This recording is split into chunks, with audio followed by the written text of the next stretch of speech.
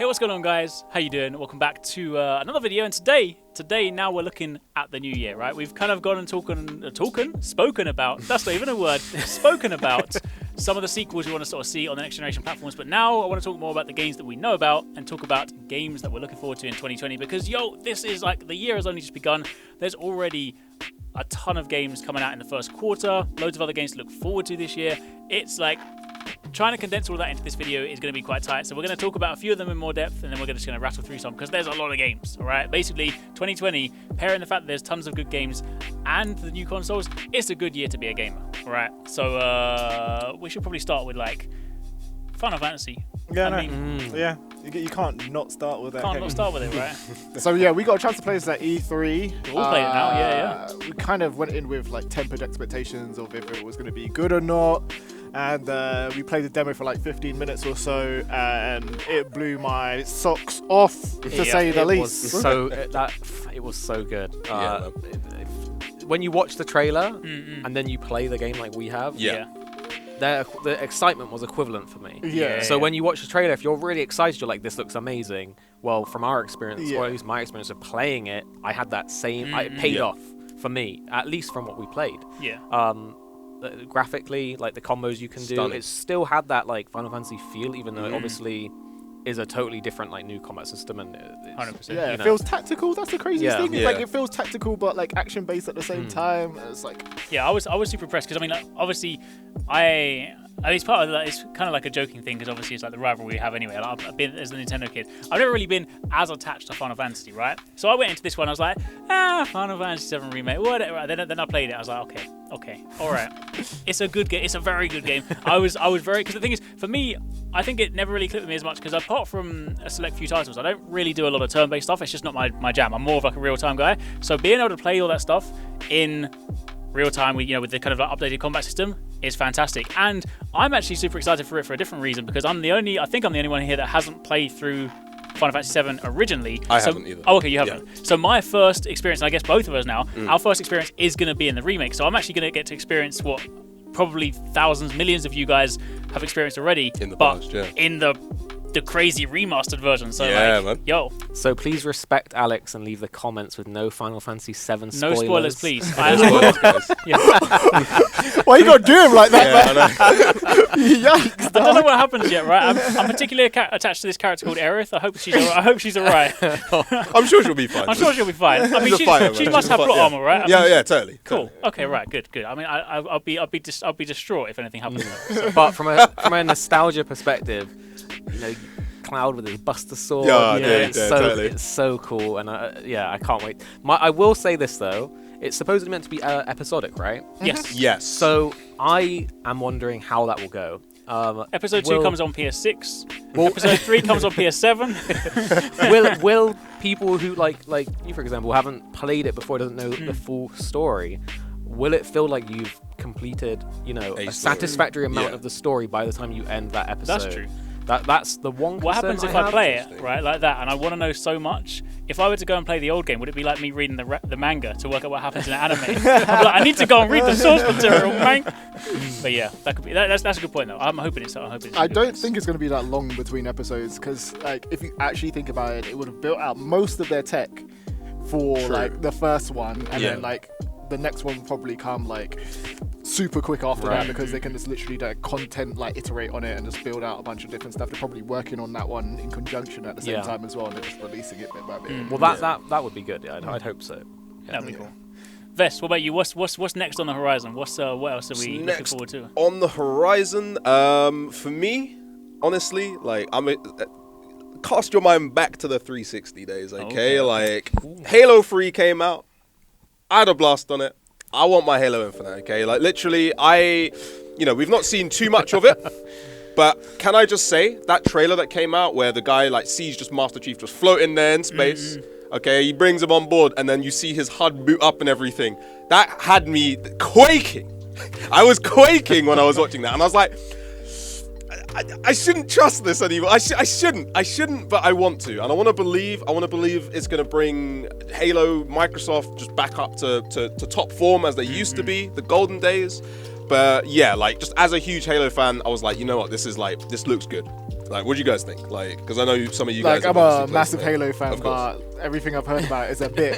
It's a bit ropey. It's a bit ropey. It is a bit ropey. So I've got some tapered expectations on this one, but like, if it does bang, like, it will be sick. Yeah, like for sure. the initial trailer that they showed, not even the new one, where it's like we were actually at the Xbox conference and they like, showed it off. Of course. And when the music came on for the first time and a crowd erupted, and it was like ding, ding, ding, ding, boom. Yeah. It's like, ah! For sure. Yeah, man. Like, So, I can't wait for that.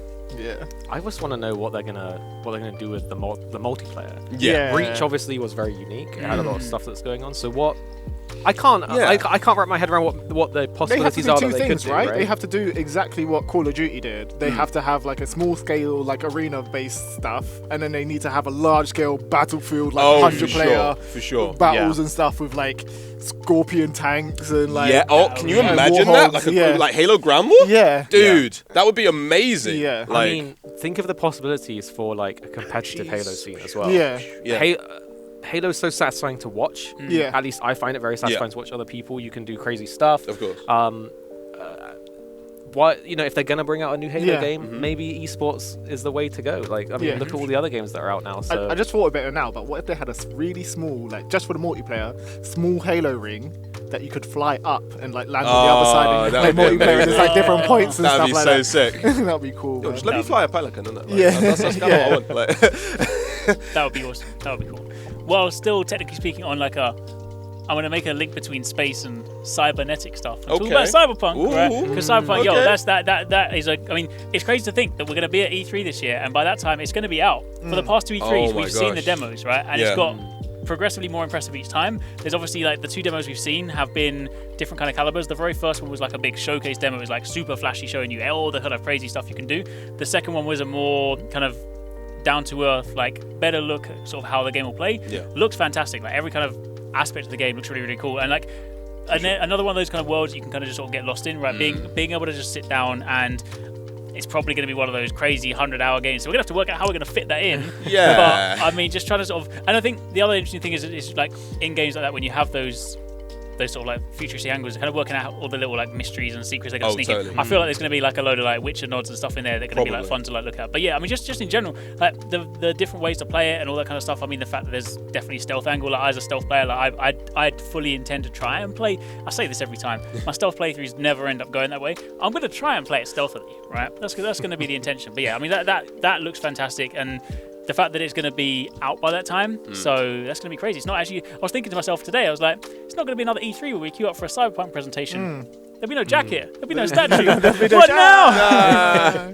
But yeah, it does look so good though. Yeah. I mean, Totally, I think the aesthetic of the game, for one, looks really nice. Keanu Reeves. That's throwing me off because I know really? like as soon as Alex brought up Cyberpunk and he said Keanu Reeves, like if you ever watch John Wick, Keanu Reeves can't run properly. He can't run properly. Like, just go check out the scenes. Just John Wick 2 and 3. Like, I love the scene, right? I love Keanu Reeves, but like that dude cannot run. 2Six told me this before I watched John Wick 3, right? And then I couldn't spend the rest of the film without watching him thinking it looks like he's running because he needs to go to the toilet, basically. And it's just like, you kind of ruined the film for me now. Like, every time he's running, he's just like,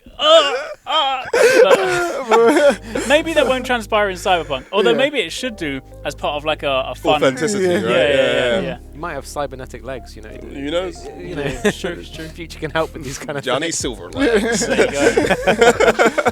There we go. Paradise, what about you? I'm very...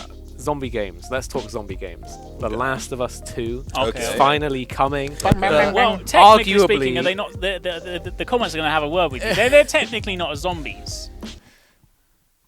Alex, come on, don't do me like this. Sorry, I'm just saying. They're whatever you want, mushroom people, whatever you want to call them, clickers. whatever you want to call them, whatever. It's a clicker game. It's not a zombie game. It's a clicker game. All right. I'm joking. I'm messing with you. It's fine. They're zombies, right? I don't care what anyone says. They're zombies. The thing is, The Last of Us 1 is arguably the game that sort of set the the standard for these story-driven games. Yeah. And it still holds up to this day. It had the remastered version, which is incredibly good. Every time you play through it, you're still satisfied. And it's such a journey to go through with the characters and the super like dangerous world that's there. So from what we've seen of Last of Us 2, it looks really good. So we'll have to wait and see. But you know what's going to happen? We saw. I don't want to say anything, but I feel like there's going to be a character that's going to die, and I don't want that to happen. Who do you think it's going to be? Take a guess now. You can come back to this video. Yeah, I feel like it has to be Joel. It's going to be Joel, isn't it? Well, Joel, it would be the obvious answer. I feel that might be Ellie. That'd be the twist of all twists. Twist. I mean, I want to see them. I want to see them actually have to try and kill each other. Ellie and Joel for some reason. Like what happens? Because we know what happened at the end. He did lie to her. Well, yeah, is that they've enough? been through so much together. They're kind of they have a very strong bond, like you know, father-daughter kind of bond. We'll have to wait and see. I'm so excited for it. I think it's gonna. I hope that it will do. That it will live up to the hype, because the first game's obviously so loved by so many 100%. people. Yeah, that's fair. That's fair. I mean, the thing is, there's still so many more games as well. Like, we're gonna have to There's rattle a through lot. a few, right? There's a lot. I do. I mean, I kind of spoke about this briefly in the last video, so I'm not going to touch on it too much. But I do still think there's a good chance of seeing. Well, we'll definitely see more of Breath of the Wild this year, regardless. So that I can't wait to see on, because Breath of the Wild is still one of my favorite games of all time, but it's still not a perfect Zelda game.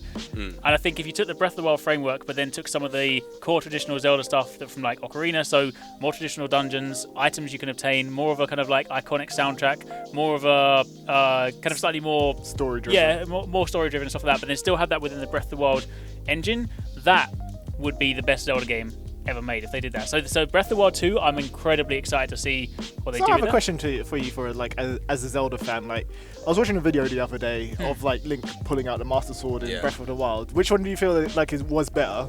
Breath of the Wild, Ocarina of Time? Like, I feel like it's a bit of a skewed answer, because I want to say Ocarina of Time because that was the first time I I started Zelda with Ocarina of Time. I've since gone and played every single one, so I played them all now. But Ocarina was my first, so the first time I saw him do that was same answer. Yeah, so that's the thing. Yeah, totally. But if I don't know, if I was experiencing Breath of the Wild, I don't know, because I feel like the way you encounter it in Breath of the Wild probably isn't as impactful as because when you do it in Ocarina, it also takes you to your feature. adulthood, of course. right? Yeah. So big where this one, it's more like, oh yeah, I've got enough stuff, so now I can finally pull the sword out. It's like, cool. I mean, I will say, like, when your hearts are draining, like, and that's like gas. Like, if you didn't know how many you needed or whatever, and you're like, that bit is was so very cool. Yeah, yeah. actually, that's a good point. That bit was super cool. Yeah. So definitely that. So yeah, so Breath of the Wild 2, 100%. Like that is all eyes on that. I can't wait to see that. But I mean, outside of that, we've got Bleeding Edge, which looks fantastic. Ooh, we've got Marvel Avengers, right? That is still I know that's still a game that a lot of people are still unsure on, because I think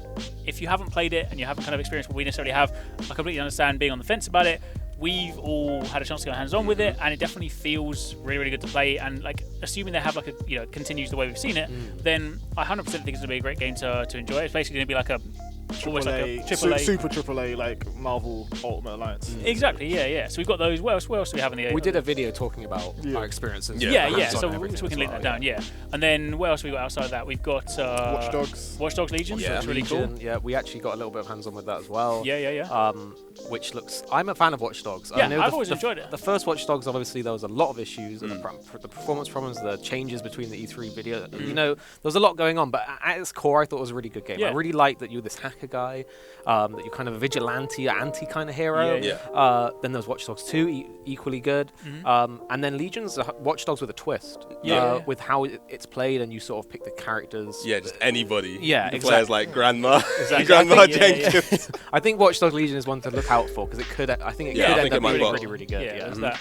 And then we've also got Animal Crossing as well. Oh of course. I mean, the game that I like, I love and hate. I'm like, I will play it, but I also simultaneously hate it, because I'm basically just doing chores speaking to neighbors that I don't want to speak to, just like in real life. So it's like real life the game. Oh boy. Who's the best Animal Crossing character? Tom Nook. Me. Well, come on, Isabel, come on. Tom Nook. Come on. No, Tom Nook's a don. I'm going to be honest. He's out here making bags. Exactly. Making bags. He's got his little vest on. I'm looking forward to making my money trees.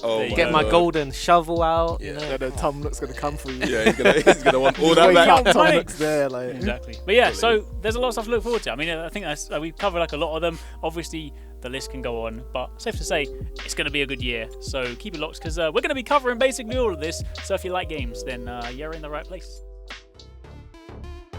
I really hope you guys enjoyed that video. Remember to hit that subscribe button and also click on the little bell icon to turn on notifications so you don't miss my next upload. Also, don't forget you can check out 269 and Paradise Central streaming over on Twitch 6 days a week.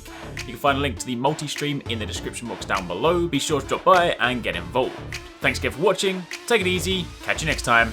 Peace out.